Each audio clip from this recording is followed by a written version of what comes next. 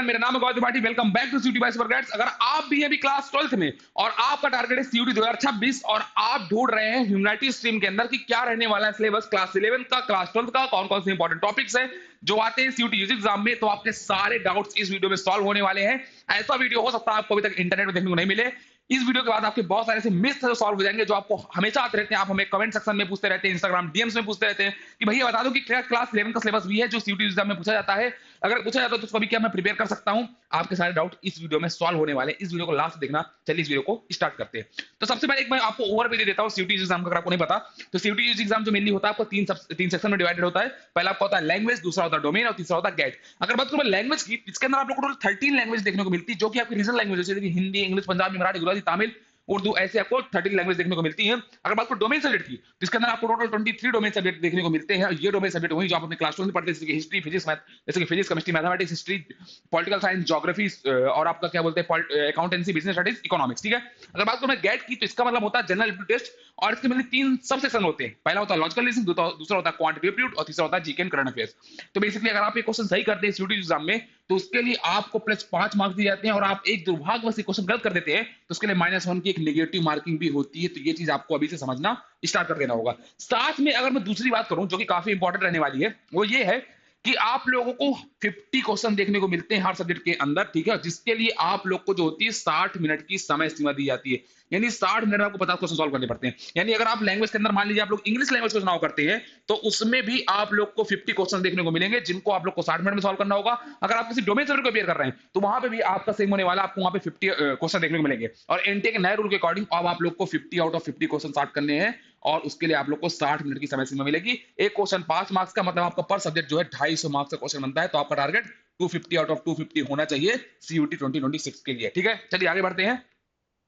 अब हम बात करने वाले बेसिकली कि अगर आप क्लास 12th में तो आप क्लास 12th का अभी सिलेबस तो पढ़ ही रहेंगे डोमेन सब्जेक्ट के अंदर, चाहे वो बात करूं मैं हिस्ट्री की, चाहे पॉलिटिकल साइंस की, चाहे ज्योग्राफी की, चाहे सोशियोलॉजी की। क्यों क्यों पढ़ रहे होंगे? क्योंकि आप लोग का बोर्ड एग्जाम में टारगेट है। तो आप लोग कहीं ना कहीं बोर्ड एग्जाम के लिए अपने डोमेन सब्जेक्ट, आपने जो क्लास 12 के सब्जेक्ट्स है इनको तो आप अच्छे से प्रिपेयर कर ही रहे होंगे। बट इसमें आपको थोड़ा सा डीपली पढ़ना है, अच्छे से इसकी प्रैक्टिस करनी है, एमसीक्यू क्वेश्चन की प्रैक्टिस करनी है। और आपका मतलब बेसिकली सीयूटी ओरिएंटेड आपको भी पढ़ाई करते हैं, यानी साथ में आपके बोर्ड एग्जाम के साथ। तो मेरा कहना तो ये होता है, हमारे इस चैनल में एक रोड मैप वीडियो भी पड़ा हुआ है तो उसके ऊपर मैंने हिसाब से बताया कि डोमेन सब्जेक्ट के लिए आप लोगों को सितंबर से लेकर दिसंबर तक आप लोग को कोई भी टॉपिक मिस नहीं करना। आप लोग को एनटीए के ऑफिशियल वेबसाइट से सारा सिलेबस डाउनलोड कर लेना है। आप लोग को जो एनसीईआरटी का सिलेबस है उसको और एनटीए का ऑफिशियल वेबसाइट का जो सिलेबस है उसको, और साथ में प्रीवियस ईयर पेपर का एनालिसिस करते हुए जो, क्योंकि कुछ ऐसे एनसीईआरटी रिलेटेड टॉपिक्स है जो आप लोग को बोर्ड से देखने को नहीं मिलते लेकिन वो सीयूटी एग्जाम में पूछे जाते हैं, तो उनका भी आपको लिस्ट बना लेनी है। और उसके अकॉर्डिंग आप लोगों को दिसंबर तक एकदम अच्छी तरीके से धुआंधार तरीके से आपको एकदम डोमेन सब्जेक्ट की प्रिपरेशन करनी है। उसके बाद जब आएगा बात, तभी उसके बाद आप लोग क्लास 12 के हाईली वेटेज और चेक करिएगा कि कौन सा हाईली वेटेज है, किसका वेटेज ज्यादा नहीं। क्योंकि देखिए 2022 से 2025 तक हर साल ये देखा गया है। मैं आपको एक बहुत ऑनेस्टी सारी चीज बताना चाहता हूं, बहुत सारे लोग ऐसा नहीं बोलते, बता दूं आप लोग को कि 2022 से लेकर 2025 तक ये चीज देखी गई है कि जब भी बोला जाता है कि भाई ये ऐसा वेटेज टॉपिक है जिसका वेटेज ज्यादा है, इसका वेटेज कम है, वो एनटी कहीं ना कहीं खेल करता है, किसी भी टॉपिक का वेटेज कभी बढ़ा देता है, कभी भी किसी टॉपिक का वेटेज गिरा देता है। इसका मतलब क्या है कि आपको तब तक, अभी दिसंबर तक आपको अच्छे से प्रिपेयर करना है। उसके बाद जब आपके पास टाइम कम बचेगा तब कहीं ना कहीं हम जाके देखेंगे ठीक है कि ये टॉपिक कुछ ज्यादा ही इंपॉर्टेंट है। पिछले ट्रेंड में देखा गया है कि इसको ये टॉपिक जो है काफी इंपॉर्टेंट रहने वाला है। तो बेसिकली हम लोग इसके ऊपर जो है हम लोग को ज्यादा फोकस करना है। बट अभी तो आप लोग को सारे चैप्टर्स के ऊपर फोकस करने होते हुए चलना है, चाहे वो हिस्ट्री बात करें चाहे पॉलिटिकल साइंस बात करें। लेकिन जब बात आती है क्लास 11 की, कहीं ना बच्चा कंफ्यूज होता है कि भैया क्या 11 का सिलेबस भी पूछा जाता है। ठीक है।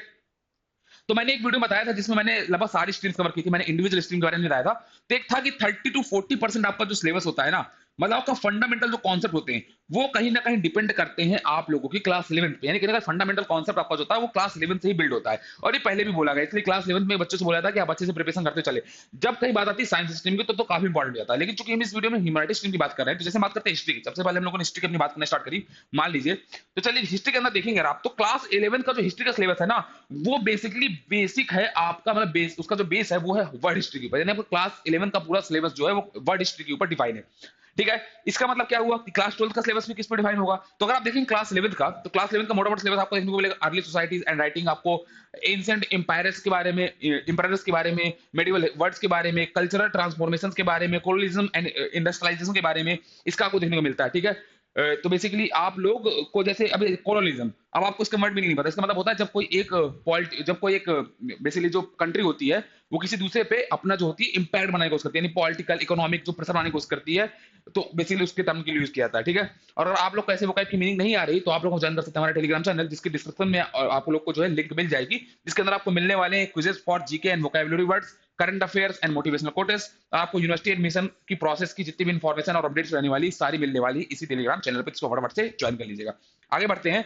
अगर आप ये देखेंगे तो ये आप लोग का जो सिलेबस है ना वो सीबीएसई द्वारा डिफाइन किया गया सिलेबस है, एनसीईआरटी का डिफाइन सिलेबस, आपको बेसिकली एनसीईआरटी का डिफाइन सिलेबस है क्लास 11 का। तो इसमें अगर आप देखेंगे हिस्ट्री के अंदर तो आप लोग को अर्ली सोसाइटीज जिसका बताया उसके अंदर देखने को मिलता है from the beginning of time, ठीक है। अर्ली सिटीज के बारे में देखने को मिलता है, इंपरर्स के बारे में आपको देखने को मिलता है, ठीक है, सब आपको देखने को मिलता है हिस्ट्री के अंदर। साथ में अगर आप देखेंगे तो सेंट्रल इस्लामिक लैंड्स आपको देखने को मिलता है, ठीक है। इस तरह आपको पूरा जो भी आपका सिलेबस रहने वाला है, चेंजिंग ट्रेडिशंस के बारे में आप लोग को पढ़ने को मिलता है। तो ये आपका टोटल सिलेबस रहता है क्लास 11 का हिस्ट्री का। लेकिन अगर मैं बात करूं मैं क्लास 12 की, जी काफी इंपॉर्टेंट की, अगर मैं बात करूं यहाँ पे क्लास 12 की, तो क्लास 12 के बारे में क्या इंपॉर्टेंट चीज रहने वाली है कि class 12 history is all about Indian history, ठीक है। यानी ये उसके अंदर क्लास 11 के अंदर वर्ल्ड हिस्ट्री की बात हो रही है, जबकि क्लास 12 के अंदर आप लोगों की इंडियन हिस्ट्री की बात हो रही है, जिसमें आप लोग को लिस्ट ऑफ रूलर्स के बारे में सिखाया जाता है, ठीक है। आप लोग को बेसिकली इसके अंदर आप लोग ancient, medieval and modern Indian के बारे में पढ़ते हैं, थोड़ा बहुत इकोनॉमिक, रिलीजन, पॉलिटिक्स के बारे में पढ़ते हैं। तो क्लास 12 की आपको जो हिस्ट्री है वो किस पे बेस है, इंडियन। और जबकि क्लास 11 की वर्ल्ड हिस्ट्री के ऊपर। तो आप लोग को इस चीज को काफी फोकस में रखना है, ठीक है। यानी इसका मतलब अगर आप देखेंगे तो कहीं से भी आपका दूर दूर से लेना है, आपको ऐसा लग रहा होगा कि इसका दूर दूर से लेना नहीं है, फिर भी ऐसा बोला जाता है कि क्लास 11 का जो हिस्ट्री होती है ना वो आपको पढ़नी चाहिए। कहीं ना कहीं 10 to 20% उसका जो अगर आप पढ़ लेते हैं क्लास 11 का, अगर आपको नॉलेज है 10 to 20%, तो आप लोगों को काफी एक ब्रॉडर कॉन्सेप्ट देखने को मतलब एक आपको ब्रॉडर कॉन्टेक्स्ट देखने को मिलता है, और उससे आप लोगों को काफी कुछ समझ में आता है क्लास 12 के अंदर भी, ठीक है। अगर हम सेम चीज बात करें कि अगर आप क्लास 12th में है और सीयूटी 2026 तैयारी कर रहे हैं और आपको बहुत सारे डाउट्स आ रहे हैं कि इसको कैसे मैनेज करना है बोर्ड एग्जाम के साथ, कैसे इसकी प्रिपरेशन करनी, कौन कौन सी यूनिवर्सिटीज है, उनके कौन कौन से टॉप कोर्सेज जिनको हम टारगेट कर सकते हैं, तो इसके लिए आपको जरूरत है मेंटोरिंग सेशन की। कुछ नहीं करना, आपको डिस्क्रिप्शन में और पिन कमेंट में एक लिंक मिल जाएगी, उसमें एक फॉर्म, इसको फिल कर दीजिएगा। हमारी टीम आपसे 24 आवर्स करेगी और आपके जितने भी डाउट है सारे सॉल्व कर देगी। चलिए इस वीडियो में आगे बढ़ते हैं, ठीक है। अगर हम बात करें यहीं पे क्लास 12 की, तो क्लास 12 के अंदर आप देखेंगे तो story of the first cities, ठीक है, आपको ये सब देखने को मिलता है इसके अंदर। अगर हम और आगे बढ़े तो आप लोग को देखिए पॉलिटिकल एंड इकोनॉमिक हिस्ट्री, ठीक है, ये आपको देखने को मिलता है। सोशल हिस्ट्री के बारे में देखने को मिलता है, हिस्ट्री ऑफ बुद्धिज्म के बारे में पढ़ने को मिलता है, ठीक है। क्लास 11 की बात में क्लास 12 की बात कर रहा था। थीम्स इन इंडियन हिस्ट्री, ठीक है, ये कुछ ऐसे, ये बेसिकली जो आपका है ना वो एनटी के द्वारा डिफाइन किया गया सिलेबस है हिस्ट्री लैंग्वेज का, ठीक है। सॉरी हिस्ट्री लैंग्वेज बोल रहा हूँ, हिस्ट्री सब्जेक्ट का आप लोग को ये डिफाइन किया गया सिलेबस है, ठीक है। थीम्स इन इंडियन हिस्ट्री, जिसमें आपको थीम्स इन हिस्ट्री में the story of the first cities, ठीक है, हड़प्पन, ठीक है, उसके बारे में आप लोग पॉलिटिकल एंड इकोनॉमिक हिस्ट्री देखने को मिलता है, सोशल स्टोरीज देखने को मिलता है। तो आप लोग को हिस्ट्री ऑफ बुद्धिज्म आपको देखने को मिलता है, ठीक है। उसके बाद अगर themes in India history part 2 अगर आप देखेंगे तो आप लोग को ये भी देखने को मिलता है, जिसके अंदर आप लोगों को अलग अलग चैप्टर्स देखने को मिलते हैं। तो ये आप अगर एनटी के ऑफिशियल वेबसाइट में जाएंगे तो आप लोग को ये जो सिलेबस है ये आप लोग को डिफाइन, आपको पूरा सिलेबस जो है आपको देखने को मिल जाएगा, ठीक है। अगर हम बात करते हैं पॉलिटिकल साइंस की कि क्या पॉलिटिकल साइंस का कोई ऐसा सिलेबस है, कोई ऐसा चैप्टर जो क्लास 11 से डिफाइन होता है, क्या क्लास 11 का इसमें वेटेज कुछ होता है। अगर इसकी बात करें पॉलिटिकल साइंस की, तो सबसे पहले अगर आप देखेंगे तो जो पॉलिटिकल साइंस का क्लास 11th पॉलिटिकल साइंस है, builds the foundation with the political theory and the constitutions principle. यानी इसका मतलब क्या होगा कि आपके जितने भी कॉन्स्टिट्यूशन प्रिंसिपल्स होते हैं और आपके जितने भी फाउंडेशन होती है आपकी पॉलिटिकल थ्योरी की, वो कहीं ना कहीं क्लास 11th आपका बिल्ड करता है। तो मैंने ये चीज बोली कि अगर आप लोग क्लास 12 में बहुत अच्छा करना चाहते हैं, मान लीजिए आपका टारगेट ये है कि चलो ठीक है मुझे 250 आउट ऑफ 250 लेके आना है पॉलिटिकल साइंस के अंदर सीयूटी यूज एग्जाम के अंदर, और मुझे बोर्ड एग्जाम में बहुत अच्छा करना है, तो कहीं ना कहीं एक आप चीज समझ चलिए कि कुछ ना कुछ ऐसे क्वेश्चन होते हैं। देखिए मैं आपको बता देता हूँ, एनसीईआरटी सफिशिएंट होती है, आपका लगभग 90% आपका जो सीयूटी एग्जाम में पेपर आता है ना वो एनसीईआरटी बेस्ड ही आता है, ठीक है, क्लास 12 का सिलेबस ही आता है। लेकिन 10% कहीं ना कोई ऐसे क्वेश्चन होते हैं जो कहीं ना कोई घुमा दिए जाते हैं, थोड़ा सा उनका ट्विस्ट एंड टर्न्स होते हैं। पता उसमें क्या होता है, उसमें ये होता है कि क्लास 11 को कुछ ना कुछ कॉन्सेप्ट उठाएंगे और वहां पे पुट कर देंगे और बच्चा कंफ्यूज जाता है कि क्या है, जबकि इतना कुछ दिक्कत बात नहीं है। अगर आपने क्लास 11 का सिलेबस पढ़ा होगा तो आपकी फाउंडेशन अच्छी होगी, तो जो बहुत कॉम्प्लेक्स क्वेश्चन देखने को मिलते हैं ना उनको आप बहुत इजीली टैकल कर पाते हो। तो पहली चीज ये होती है। वही क्लास 12 की अगर हम बात करें तो takes into drama of the global affairs, Indian political journey, ठीक है, इंडिपेंडेंस। तो आप लोग को टोटल ये देखने को मिलता है, क्या लिखा है डीपर इनटू, मतलब इसका मतलब क्या फाउंडेशन यहां से बना, उसके बाद आप लोग को एक डीपर कॉन्सेप्ट में लेके गया अंदर क्लास 12 का जो पॉलिटिकल साइंस का सिलेबस रहने वाला है। अगर आप सेम चीजें देखेंगे तो ठीक है। अगर हम ये बात करते हैं सोशियोलॉजी की, ठीक है, अगर आप शायद मैंने एक स्लाइड आगे कर दी है, एक मिनट मेरे को पीछे कर देखने दीजिएगा। ओके, पॉलिटिकल साइंस हो चुका, अब हम बात करते हैं सोशियोलॉजी की।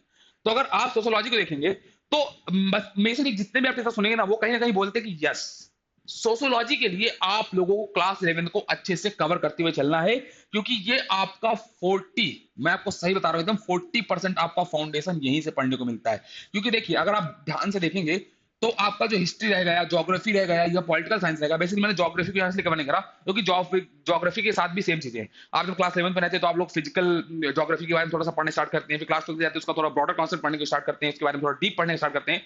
Same goes with these things, ठीक है। तो हिस्ट्री और ज्योग्राफी के लिए भी लगभग सेम था, और पॉलिटिकल साइंस और सोशियोलॉजी के लिए ठीक हो गए सेम है कि आप लोगों को पॉलिटिकल साइंस के लिए भी कहीं ना कहीं थोड़ा सा क्लास 11 का फाउंडेशन बनाना पड़ता है, सेम सी सोशियोलॉजी के लिए भी। क्यों? क्योंकि देखो यार, क्लास 8th 7th 8th में या 9th 10th में कहीं ना कहीं आप लोग हिस्ट्री ज्योग्राफी और पॉलिटिकल साइंस का थोड़ा बहुत आप लोग ओवरव्यू लेते चलते हैं, पर ये जो एक ऐसा सब्जेक्ट है ना, ये क्लास 11 में पहली बार इंट्रोड्यूस होता है। तो अगर आप लोग क्लास 11 में इसको ढंग से नहीं पढ़ेंगे और डायरेक्ट आप क्लास 12 में इसको अच्छे से पढ़ना स्टार्ट करेंगे, तो कहीं ना कहीं आप लोग स्ट्रगल फेस करोगे, यानी कहीं ना कहीं आप लोग को थोड़ी दिक्कत होगी इस पूरे सब्जेक्ट को समझने में। याद रखिएगा, मैंने इसके पहले पॉलिटिकल साइंस का जो है वो ऑफिशियल सिलेबस आपको नहीं दिखाया, आप एनटी के ऑफिशियल वेबसाइट में जाएंगे, वहां से आपको देखने को मिल जाएगा और आपको समझ में आ जाएगा कि क्या क्या बेसिकली रहने वाला है। और क्लास 12 के लिए बता दिया कि आप लोगों को जो फाउंडेशन आप लोग कहीं ना कहीं थोड़ा बहुत स्ट्रॉन्ग करते हुए चलनी है, ठीक है। अगर हम बात करें सोशियोलॉजी की, तो class 11 sociology introduce the basic concept of the society in the general context, while class 12 focuses on the Indian society, its structure, institutions, inequalities and cultural diversities. तो बेसिकली इस तरीके से आपको कुछ ना कुछ डिवाइड होने वाला है। इसका मतलब क्या है कि आप लोग को क्लास 11 में, अगर आप सोशियोलॉजी डोमेन सब्जेक्ट लिए हैं, तो आप लोग को क्लास 11 को थोड़ा सा यार ध्यान से भी पढ़ लेना, भी आपके पास इनफ टाइम है। अगर आप थोड़ा टाइम में निकालते हैं दिन के 1 to 2 आवर्स, तो आप बहुत ही इजीली इसको कवर कर सकते हैं। आप लोग वीक के 3 to 4 आवर्स भी निकाल के इसको आप लोग आराम से थोड़ा बहुत जो क्लास 11 का बेसिक कॉन्सेप्ट है उनको आप कवर कर सकते हैं, ठीक है। इस तरह आपका रहने वाला है प्रिंसिपल ऑफ सोसाइटी क्लास 11, ठीक है, ये सब चीजें रहने वाली है। ये देखिए, ये आपका जो सिलेबस है ना, ये डिफाइन किया गया है, ठीक है। तो ये आपका क्लास 11 का जो सिलेबस, बेसिकली आपका जो सिलेबस है ये डिफाइन किया गया है, ऐसा कि आप लोग को sociology, society and its relationship with the social science आपको देखने को मिलता है, terms, concept and their use in sociology देखने को मिलता है, अंडरस्टैंडिंग सोशल इंस्टीट्यूशन देखने को मिलता है, कल्चरल एंड सोशलाइजेशन आपको देखने को मिलता है। तो आपका बेसिकली रहने वाला है इस तरीके से, ठीक है। आपका ऐसा कुछ ये सिलेबस पूरा आपका रहने वाला है, ठीक है। आप देखेंगे तो इंट्रोडक्शन टू क्लास 12 के अंदर introduction Indian society, the demographic structure of the Indian society, ठीक है। अगर हम और आगे बढ़ते हैं तो आपको देखने को मिलेगा सोशल इंस्टीट्यूशन, ठीक है, pattern of social inequality and exclusion, the challenges of the cultural diversity. तो आपको इस तरह का सिलेबस देखने को मिलता है क्लास 12 का। तो कहीं ना कहीं बेसिकली उसका एक फाउंडेशन आपका बनता है क्लास 11 का। तो आपको इन सारे चैप्टर्स पे अच्छे से फोकस करते हुए चलना है। साथ में जो क्लास 11 में चैप्टर्स जो आपको स्टार्टिंग दिखाए थे, उन पर आपको एक अच्छी कहानी बननी। तो ये टोटल चैप्टर्स की लिस्ट है, इनको आप अच्छे से प्रिपेयर क्या यही केवल चैप्टर, इसके अलावा बहुत सारे चैप्टर्स भाई आपको पढ़ने हैं, लेकिन ये कुछ इतने काफी इंपॉर्टेंट चैप्टर्स रहने वाले हैं कि इनको आपको अच्छे से कवर करते हुए चलना है, लेकिन बाकी आपको छोड़ना कोई भी चैप्टर नहीं है। चलिए हम आगे बात करें, तो अगर आप भी क्लास 12th में अभी और सीयूटी एग्जाम की प्रिपरेशन कर रहे हैं, आपको डाउट्स आ रहे हैं, तो जैसा आपको मैंने पहले बताया था कि डिस्क्रिप्शन में और पिन कमेंट में आपको लिंक मिल जाएगी, उसको फटाफट जाके फॉर्म को फिल कर दीजिएगा। और अगर आपको वीडियो इन्फॉर्मेटिव लगी हो, अच्छी लगी हो, तो इस वीडियो में कमेंट में बताइएगा, इस चैनल को सब्सक्राइब कर लीजिएगा ऐसे इन्फॉर्मेटिव वीडियोस के लिए। और अगर आप इस वीडियो में 10 कमेंट्स करते हैं तो हम लोग टॉपिक वाइज, वेटेज वाइज, यानी किस चैप्टर का कितना वेटेज है उसके ऊपर एक कंप्लीट वीडियो बनाएंगे ह्यूमैनिटीज स्ट्रीम के लिए। और परेशान मत होइए, कॉमर्स स्ट्रीम के लिए भी यही सेम टॉपिक पे वीडियो आने वाली है, तो उस पर भी आप लोग वेट कर सकते हैं, ठीक है। मिलते हैं नेक्स्ट वीडियो में, तब तक के लिए goodbye, thank you very much.